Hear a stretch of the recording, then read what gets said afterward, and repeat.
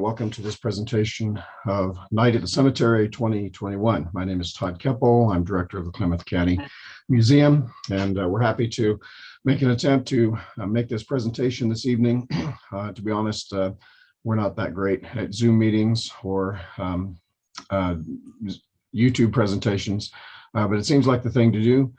And we know a number of people would like to have attended our Night at the Cemetery program, and we're not able to for one reason or another. So this gives us a chance to share our material again with folks. Before I get into the actual program, I do want to take a minute to switch to my PowerPoint show and talk a little bit about our organizational structure. So I'm going to be sharing a portion of my screen here. The Klamath County Museum has a couple of important nonprofit partners that I wanted to mention, with one of them being the Klamath County Historical Society, the other the Klamath County Museum Foundation. Occasionally we get questions about how people can join the museum, be a member of the museum. We don't exactly have a membership structure for the museum because we're a department of county government. But we do encourage people to join the Klamath County Historical Society, which conducts many of its own great programs and partners with the museum on lots of other programs like the one we're presenting this evening. The Klamath County Museum Foundation was established in 1988 to build an endowment to support museum operations into the future. And so we encourage you to think about the Klamath County Museum in your planned giving. I also wanted to just take a minute to mention a unique organization in Oregon, the Oregon Cultural Trust. If you support any cultural organization that's registered with the Cultural Trust here in Klamath County, you can double the benefit of your donation by, here's the way it works. First of all, you make a donation to a local cultural organization. That's step number one. Step number two is you can make a matching donation of the same amount up to a certain limit. I think it's $500 per individual to the Oregon Cultural Trust. You can get all of that donation back in step number three by filing a tax credit with your state taxes. This is not a tax deduction. This is a 100% credit. So all of the money you donate in step two will be returned to you in step number three. It's like making a free donation. Here's a list of the organizations in Klamath County that you can donate to. You'll see the Children's Museum there, Crater Lake National Park, Collier State Park, the Klamath County Library and Museum, and many other organizations, all of which are great local cultural organizations that we hope you support. If you make donations to any of these organizations, then you can donate to the Oregon Cultural Trust and benefit from that, that second donation that you make. Now that seems perhaps a little confusing. If you have any questions about it, or if you're interested in it, I would encourage you to just give me a call at the Klamath County Museum, 882-1000, and I'll be happy to walk through those steps with you. Now, getting back to our program tonight, what we have is a little bit of a recap of the program that we presented back in October up at the Linkville Cemetery. Our traditional Night at the Cemetery program involves leading small groups of people through the cemetery in the late afternoon or evening, visiting a number of graves where we either portray or at least just talk about the individuals who are buried there. The program is probably our most popular program of the year. It's been impacted by COVID the last couple of years, and so we've been somewhat limited in what we can do. And again, that's part of the impetus for making this presentation on Zoom. We're making this presentation live on the 7th of December, 2021, and we do hope to transfer it to a YouTube video so that it can be watched by others in the future. So what we're going to do tonight is, like I say, just kind of recap a portion of what we presented back in October. And so I'm going to switch back, pardon my fumbling here. I'm looking around my screen a little bit to find my share screen again. Okay, here we go. And I'm restarting my PowerPoint show here. All right, so the place that we're going to be visiting by virtual meeting tonight is Linkville Cemetery up behind Klamath Union High School. It's a cemetery that was established in 1885. It was not the town's original cemetery. The first cemetery in Linkville was located near the intersection of Pine Street and 3rd Street. that turned out to be an unsuitable location in the long term, and so the cemetery was relocated up on the hill behind KU.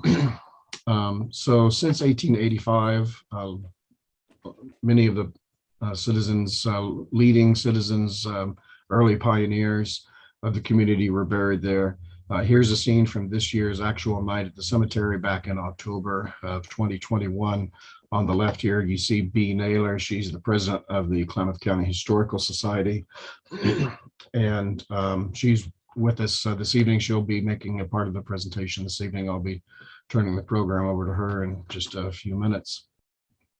So let's dive in and take a look at some of these graves. Here's one from 1876. This is the grave of W.J. Small, who drowned in a boating accident on the Klamath River south of Linkville in 1876. So he would have been buried in the earlier cemetery. And so this individual is an example of the theme of our presentation this year for Night at the Cemetery. Our theme is Lives Cut Short, Tragedy and Foul Play at Linkville. So the tragedy for W.J. Small is that he died in that boating accident with another couple. Since this happened in 1876, we might not have never known about it, except it was published in a couple of newspapers outside of Linkville. This from the, excuse me, from the San Francisco Evening Post, May 8th, 1876. Reporting here that W.J. Small and Mr. and Mrs. John Dick were drowned while sailing on the Klamath River. We know very little about Mr. Small other than that he was a member of a Masonic organization. You can actually see a Masonic symbol on his tombstone here. And there's this tribute that was printed to Mr. Small, a member of Lodge number 218, Lake, who where Mr. Small drowned. We see here that he was characterized as an honest, upright citizen, ever prompt and faithful in the discharge of his duty, whether upon the battlefield contending with our Indian foes or in the official positions he has filled in the more common walks of life. So a highly regarded individual here, Mr. Small, probably hasn't been remembered very often until this year when we chose to remember him in our Night at the Cemetery program. Not far from Mr. Small's grave is another one for a Mark Austin Mitchell of Klamath Falls. Mark was a member of the Mitchell family that moved to Klamath Falls in the 1930s. Mark attended Klamath Union High School, graduated in 1938, then joined the service and served during World War II, served with distinction. We learned from a newspaper clipping from January 1943 that Mark was with an air crew that was photographed as they returned from a mission in the South Pacific. This photo appeared in newspapers in the Bay Area. Sadly, the photo didn't appear in any of the Klamath Falls newspapers. But we did eventually find a copy of the photo, thanks to the wonder of the internet now. We were able to track down this image, and it shows the photo that they were talking about. And here is the serviceman that we're talking about, Mark Mitchell, second from left here in the front row. Unfortunately, Mark didn't have long to live. Not long after that, he was on another mission when their plane was shot down, and the entire crew was lost at sea. Mark Mitchell was awarded the Silver Star posthumously. And so while we have his grave marker here in the Linkville Cemetery, Mark's not actually buried there. His body was lost at sea. But his family did place a marker here. Oh, here's a picture of Sergeant Mark Mitchell. His family did have plans for his marker to be left here in Klamath Falls. By the time that he passed away, when he was killed in action, the parents had moved away. But when his mother passed away, just 11 years later, there was a marker placed here for her. And then the father lived for some years after that. Elmer Mitchell passed away in 1972. You'll notice that all three of them have matching markers. Now you might wonder if the parents had moved away, why would the burial or the markers be placed here? Well, an explanation probably is because before any of those other three individuals had passed, a younger sister had passed. And so this large marker here was actually placed back in 1937 while the kids were still in school. This is for Mark's younger sister, Mary Constance Mitchell. And when they placed this large marker for her, they placed this beautiful sentiment here. This stone may blast and crumble, sun and stars may pale, but ere memory of you is lost, life itself must fail. But the sad thing for this family is that all four members of this family passed. There were no other children, and so this family line ended here when the Mitchells all passed away and have matching markers in Linkville Cemetery. So tragically, a couple of lives cut short. Mary Constance Mitchell, by the way, I should explain, died in a car accident. She was out with a group of friends, teenagers. They'd been down in the Tule Lake area and were on their way back to Klamath Falls late one Saturday night. It was actually about 2 o'clock on a Sunday morning in December of 1937 when the car crashed, and a couple of kids in the car were killed, with Mary Constance Mitchell being one of them. Another teenager that was killed in that accident was George Everett. He's buried in an unmarked grave. We, for the purposes of our program this year, placed this little temporary plywood marker just to give us something to look at as we were remembering the deaths of these two youngsters killed in that car crash back in 1937. So I think that takes care of my segment of the program for now. I'll be back in a few minutes, but I'm going to turn it over at this time to B to talk about George Sanders.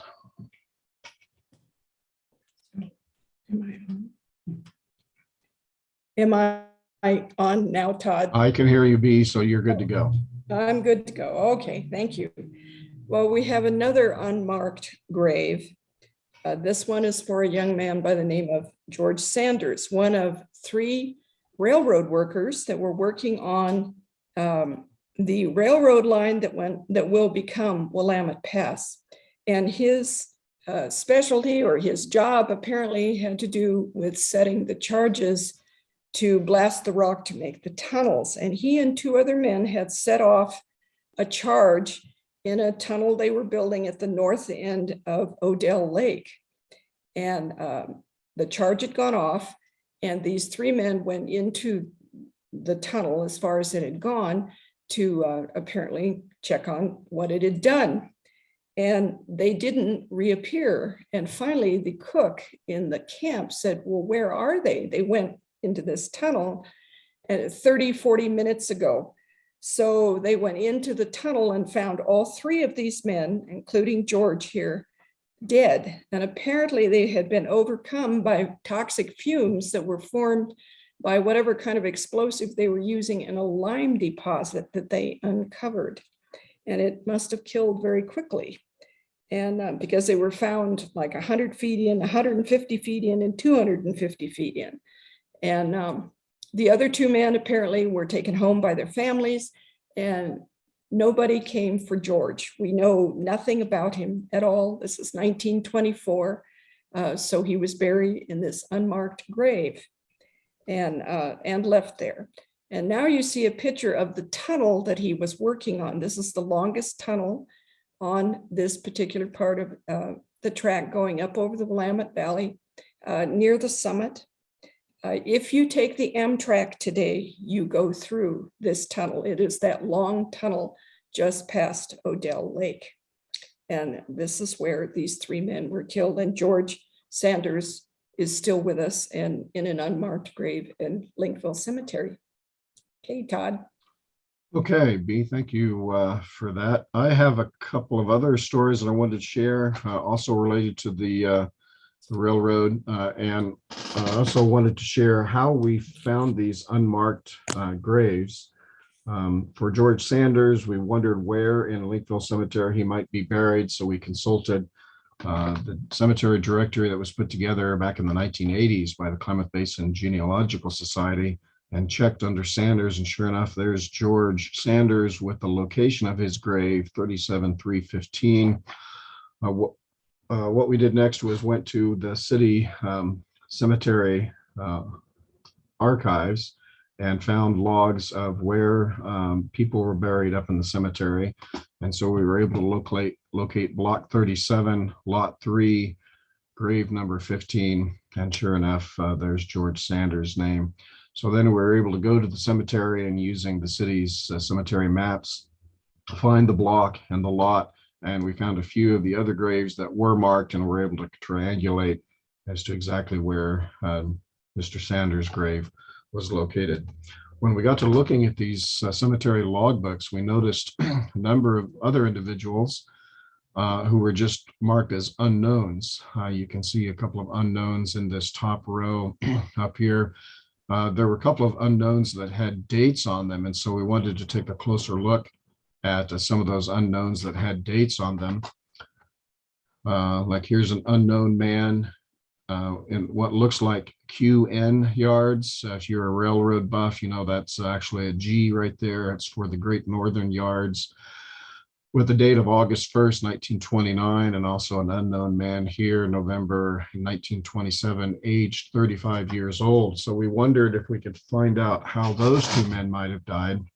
And what we found out is that these two men buried in an unmarked grave shown here in the foreground and another in the background is that one of the men was about 60 years old.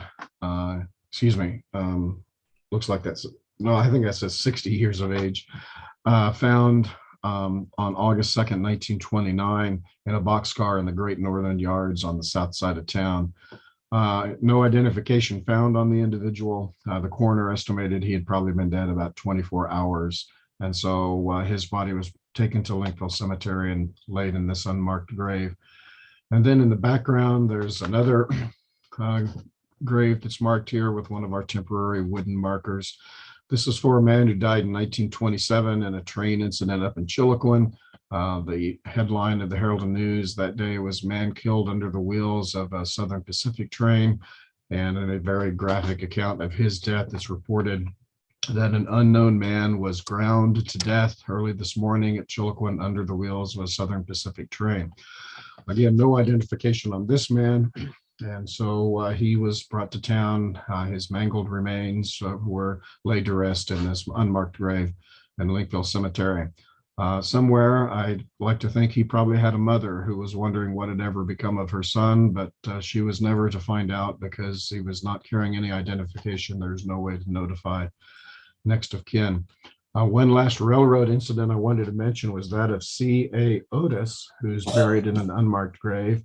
In this case, we know the gentleman's name and the date of his death, and there was a report of how he passed away. He was working on a logging train out in the Pelican Bay area near Rocky Point, actually in the Odessa area. As the train was headed back into camp at night with cars loaded with logs, the locomotive lost its brakes. And in that situation, people on the train have just a few seconds to make a decision as to whether they want to ride the train out and stay on the train and hope that it stays on the tracks, or jump from the train while it's still moving slowly enough to hopefully save your life. Mr. Otis decided to jump along with a couple of other guys. The other two gentlemen were badly injured. Mr. Otis broke his neck when he hit the ground, and so it didn't pay off for him. His body was again brought to Klamath Falls and laid to rest in an unmarked grave in Linkville Cemetery. So let's see, at this point, I think I'll turn it over to Carol Mattis now. Carol is a past president of the Klamath County Historical Society, and I might just say he's probably done more research than any person still above ground in Linkville Cemetery. A tremendous amount of research done over the years. So Carol, we're happy to have you with us tonight, and would love to hear what you can tell us about the Houston Hotel fire. The Houston Hotel was located at the corner of 2nd and Main Streets. On the opposite side of 2nd Street today, you'll see Lake Park Towers. I don't have a slide, Todd.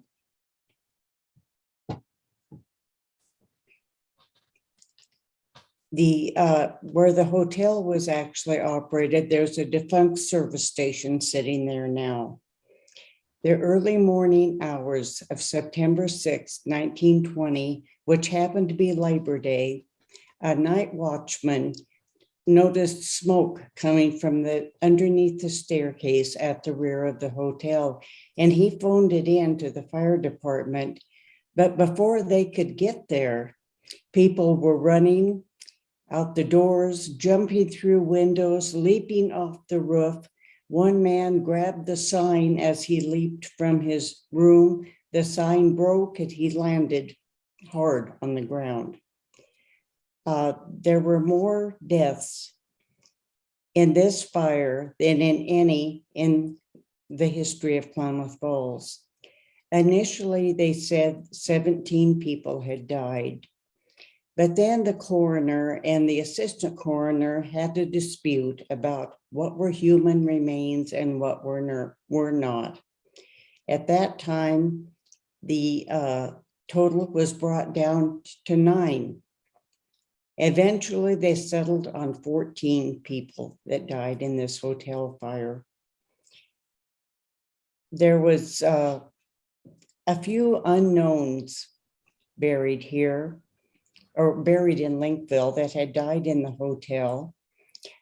There was 2 men, and there was 1 woman with her baby.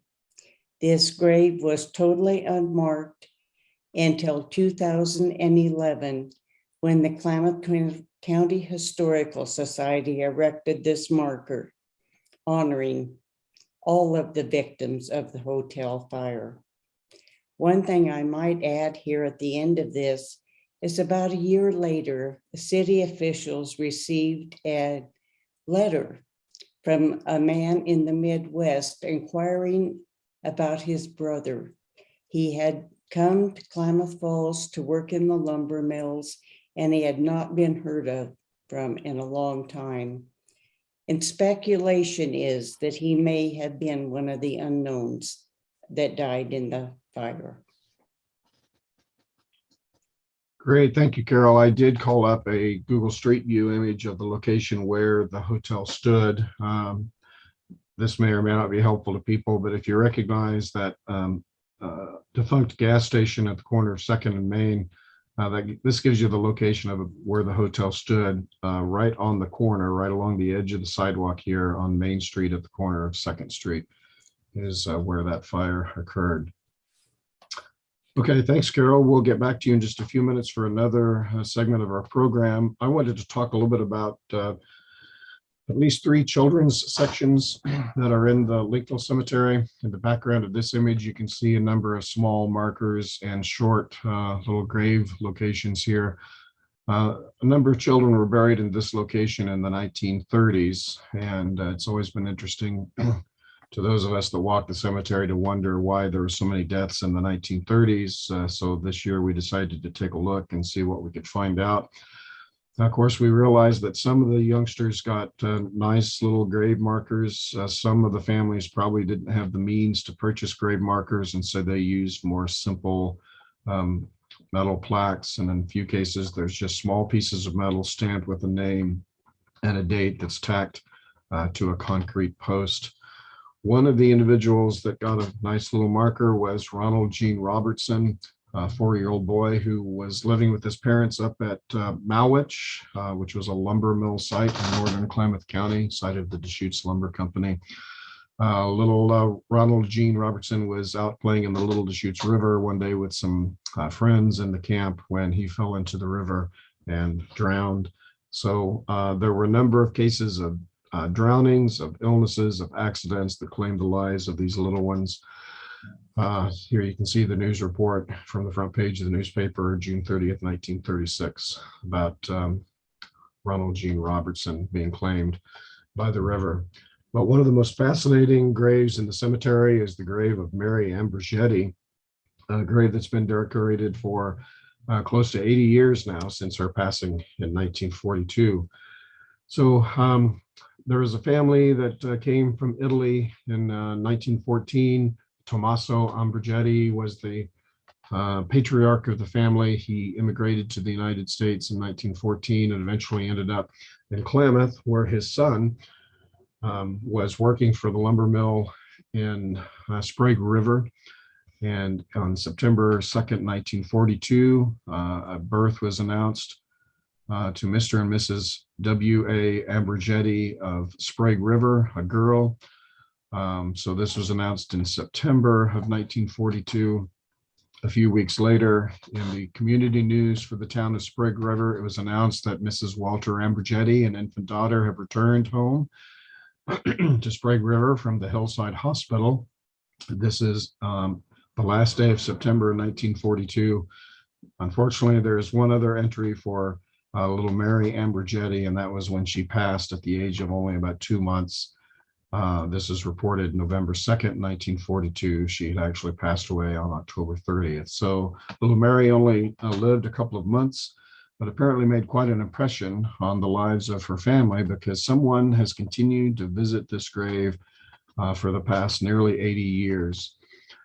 Her grandfather, the patriarch of the family who came to America in 1914, he passed away not that much longer after little Mary died. He's marked, his grave is marked in Linkville Cemetery with one of these simple little markers.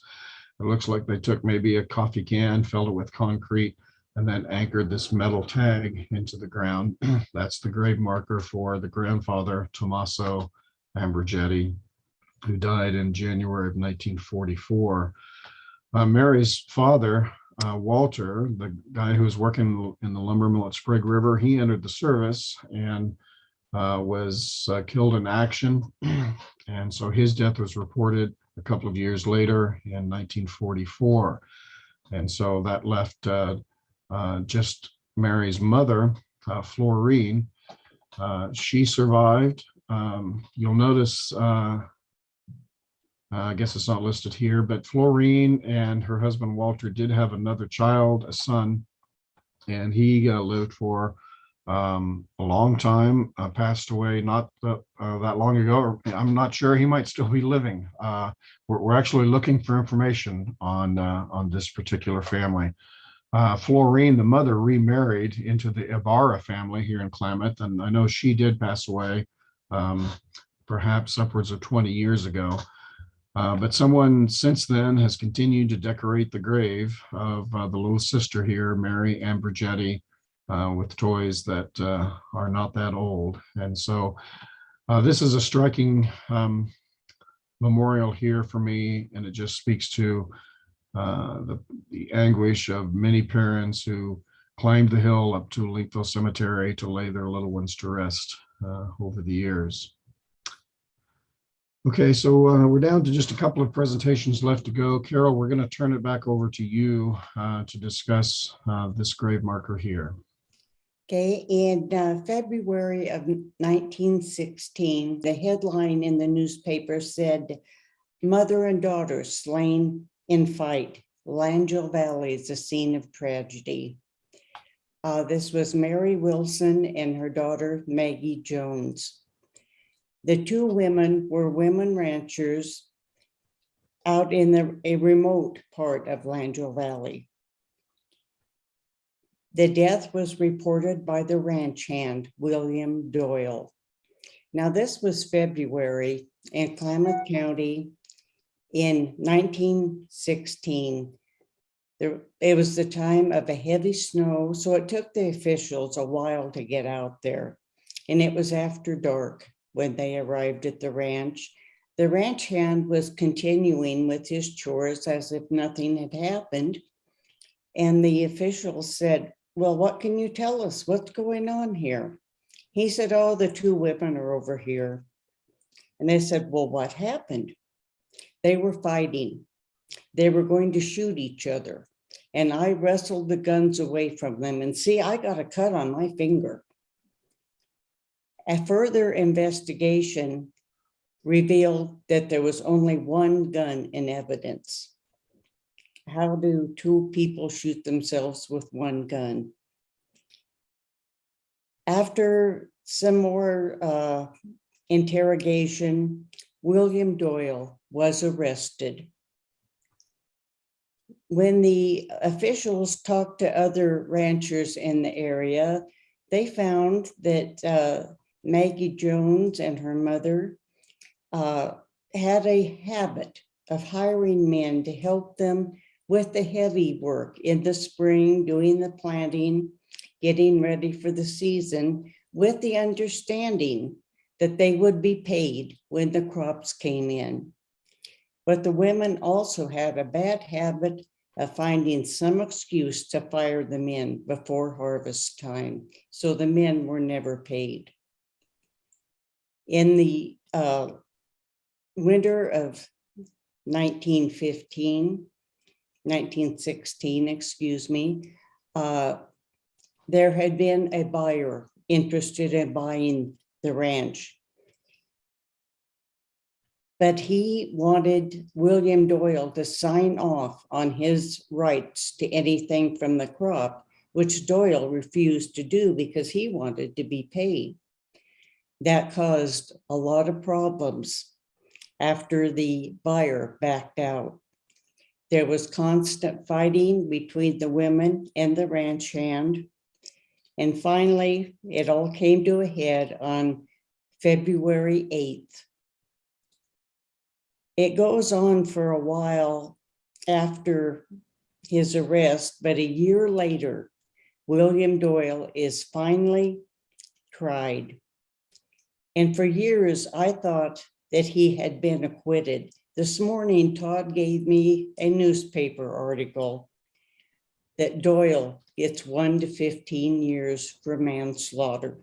He was held in prison for an undetermined amount of time. We don't have any idea what that may be. And that's my story.